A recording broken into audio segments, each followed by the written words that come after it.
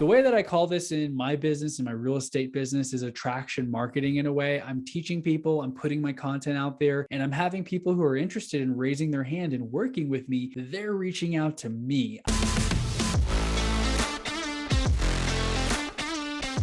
Hey everybody, welcome to the Entrepreneur Motivation Podcast. I'm your host, Chris Bello. In this episode, we are going to be talking about something that's top of mind. I just got off of a call where I was the resource. I helped organize the people in the group. We talked about podcasting. This is a business group that I'm a part of. I created an event for other podcasters, new or experienced, to join, share their knowledge, share their best practices, ask questions, right? So the community was already there. I tapped into it and I took the steps to actually organize the call, send out the Zoom link, use my Zoom meeting room and all of that. And so be a resource for others. This is what I want to talk about today. When you are the resource for others, they're going to remember you. And when you add value, they end up liking you, getting to know you, trusting you, working with you eventually, right? So we all want people to look to. And how can you become that someone? We all have done this, right? You're listening to me right now. I listen to other podcasts. I watch YouTube videos. So do you. We're all always trying to learn new things. But how do you actually become the resource where you're speaking your message on other podcasts? You're speaking on stages. You're sharing your message with other people. That obviously takes practice, takes experience, takes putting yourself out there. You've got to actually become an expert in something so that you can teach it and speak on it eloquently. If you're trying to speak on something that you're not very familiar with, it's going to take a lot more practice. It's going to be a lot more effort on your part, because if you don't understand it and you don't know it, you're speaking on something you're not very comfortable in, versus if you speak on stuff that you know inside and out, you don't even need to prepare, because like I'm talking to you here with very few notes, very few bullet points. I know this stuff. I've done this stuff, right? And that's why it's easier for me to teach you and to speak on it than if I've never done it. And I wanted to share a quick example. There's a real estate, podcast and networking event called Bigger Pockets, and they have different chapters, or I guess organized events. And through their website, they enabled members to schedule events, not actually sponsored by the organization, but kind of just hosted within the platform, within the website. And so there was a meetup in Houston that I went to probably in 2019 at this point. It's been a couple of years, but I remember the organizer of that event. I had started to get involved. I went to a few events. I met some people. There were 20 or 30 people consistently showing up there. And actually I made a lot of friends there that I've stayed connected with. So it's kind of cool to see what happens when you actually get out there, meet people, network and connect. And a lot of those people are doing really well in real estate. They have a bunch of properties, and it all started from that room, learning, growing, connecting, networking. Hey, I know this person who can help you with this. Oh, that person can help you with the loan on your property, right? These little conversations go a long way, but the person speaking at the front of the room is the resource who organized the entire thing. So if you remember, I've actually interviewed Matt Gullo on my show before, several episodes back. He's the guy who put that together, organized it, marketed it, sent the emails out to get it all pushed out and get everything together. So props to Matt. I just wanted to give him a quick shout out. But I started going to a few of these. I got to meet Matt along with several of the other people. And the cool thing is that because I had a knowledge and expertise, I was just raising my hand and answering questions with the knowledge that I had acquired from my actual experience working with a wholesaling team. It's just a real estate term for anyone who's not in real estate. But I actually knew my stuff, right? I had done deals. I was actively doing deals. And so when I answered questions, people would come to me and speak to me right after the event, right? As soon as everyone got up and started networking, I'd have 2 or 3 people come up to me. And so Matt, the organizer of this event, actually invited me to be a speaker at one of the events. They needed a speaker once a month. I had some experience and, I was in the business directly. I had something that a lot of other people wanted, a certain knowledge, certain experience. They wanted to tap into that. And so I had the opportunity to speak at one of these events. Well, the cool thing that I wanted to share here is that when I spoke at that event, I actually can find one of my clients. I've had 2 clients that I met there that either I spoke to them at the event or they heard me speak at the event. But I'm pretty sure from this one speaking engagement, I shared everything I knew on the topic for about an hour. I answered all the questions to the best of my ability. I actually landed 2 clients who both bought 3 or 4 properties throughout the course of the next year or 2 with me. And so I don't know what the math is, but let me just do some quick math here. Let's assume they bought investment properties. So I'm going to say 200,000-ish times 5 properties times 3% commission. That must have made me at least $30,000 if not more. And actually, one of the clients is about to sell a property and reached out to me to actually help him with that as well. So I'm going to add another, $6 or $7 grand to that. But the power here is that I was the resource. I taught people, but also me being up on the stage showed people that I knew what I was talking about. Everybody scattered at the end. When everybody dispersed to make their networking connections, a lot of people came up to me. If they didn't come up to me, my call to action was to follow me on social media, much like when I go on other podcasts. So I got a DM from one person. Hey, Chris, I had the pleasure of hearing you speak at this event. Long story short, I'm looking for my first property. Would you like to help me? Heck yes, right?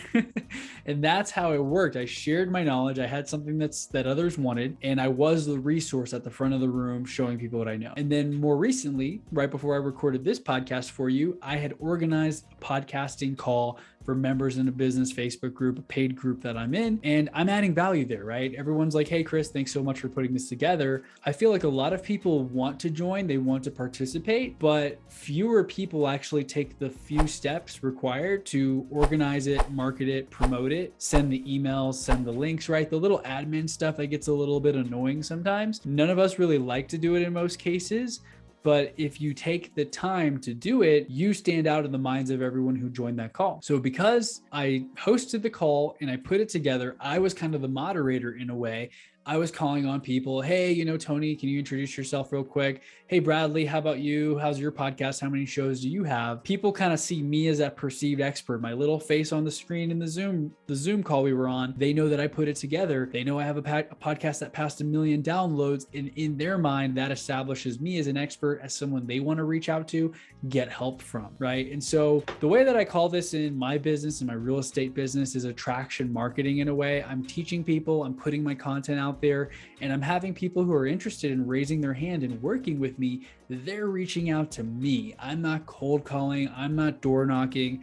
I'm not doing all these things that require my time. It does require time, but not so significantly. If you're door knocking 3 hours on a hot Saturday in like Phoenix, Arizona, 100 something degrees, and you're door knocking, it's not going to be very pleasant. You're going to be limited. You're physically going to get tired from the heat, from the walking around, dehydration possibly, versus here, I'm creating content and I'm publishing at scale. I'm sharing my videos, my podcasts, posts on social media with my audience, my email list, right? It's one to many, not just one to one, because when you're doing one to one, that's great, but you're capped. How many one-to-one conversations can you have versus one to many? If 5,000 more people listen to my podcast next month, that's like me speaking to 5,000 more people with the same effort I'm putting in right now. If I go try to talk to 5,000 people next month, I just can't even imagine. I'd be on calls all day, 60 hours a week, right? So the way my systems work now, just for me being the resource, I'm the resource. I share whatever I can to the best of my knowledge. My call to action is just to connect with me, to follow me on Instagram, to maybe, download my free guide and get on my email list. So the beauty is when people are ready, or whenever they want what I have to offer, they DM me, they get on my email list, they consume my content. Then when they are ready, I nurture them, right? Maybe they're not everyone's trying to buy or sell a house right now. In February 2022, when I'm recording this, some people just bought a house. Maybe they didn't know that I helped with that. Maybe they just sold their house. Maybe they're not in a financial position to do that just yet. But 6 months from now, a year from now, 2 years from now, if they're still listening to the show, if they're still getting value, if they still follow me, they're going to reach out when they're ready, right? They're going to schedule a call. They're going to find my link. They've been on my email list. They've been reading my emails, they've been getting value. And that's when it comes back to help me, help them, but also obviously I earn a living from doing this. And the beauty of this as well is that I'm a resource at scale. I keep saying at scale because I'm big on automation and productivity, and why do something over and over again if you can just record it and automate it and do it once and have it automated from then on out. So the beauty of this system is that it works while I sleep. I can literally be sleeping and someone will be watching my video on the other side of the world 24/7. My content is available online. I am not available 24/7. Someone tried to, call me the other day at 9:30 p.m. It went straight to voicemail because I've got settings in place where you can't just call me on a Friday night if you want to at 10 p.m. because I'm sleeping. Grandpa Chris coming out of the woodwork here. I was like, wait, 10 o'clock on a Friday, I'm sleeping. And again, I want to stress the point that you can only do so much one-to-one. I am helpful. I am a resource one-to-one several times. I do jump on Zoom calls every now and then, but if I can do it at scale, even better. The call that I just was on, we had 8 or 9 people on there. That is a lot better personally in terms of time and energy and effort than doing that same call 9 different times. And then when you do this, again, you're creating a distribution list, you're creating content, you're engaging with people in a way where they can consume your content at their own pace.